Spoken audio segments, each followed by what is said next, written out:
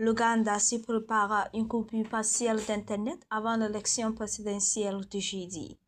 Uganda is set for a partial internet shutdown ahead of Thursday's presidential election. La Commission ougandaise des communications a ordonné aux fournisseurs d'accès de suspendre l'accès à l'Internet, invoquant des raisons de sécurité publique et la nécessité de prévenir la désinformation, la fraude électorale et les violences. Cette coupure qui a débuté mardi soir affecte les données mobiles, mais les appels vocaux, le SMS et certains réseaux Wi-Fi professionnels restent opérationnels. L'UCC indique que cette mesure fait suite aux recommandations des forces de sécurité, notamment l'armée et la police. Le président Yoweri Museveni, candidat à un septième mandat, affronte l'ancien chanteur Bobi Wine, qui exhorte les électeurs à voter pour un changement générationnel.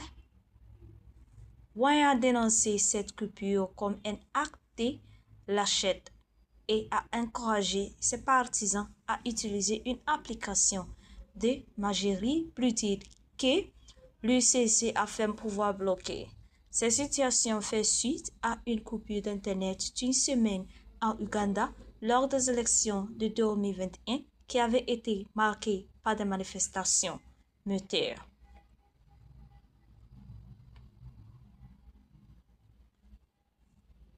The Ugandan Communication Commission has ordered service providers to suspend internet access, citing public safety and the need to prevent misinformation, electoral fraud, and violence.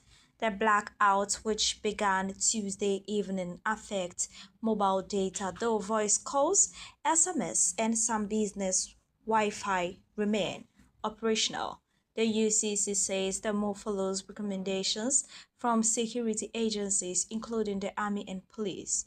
President Yoweri Museveni, seeking a seventh term, faces former pop star Bobi Wine, who is urging voters to seek generational change.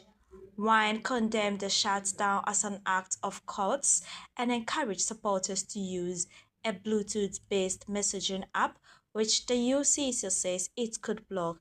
This comes after Uganda experienced a week-long internet blackout during the 2021 elections, which saw deadly protests.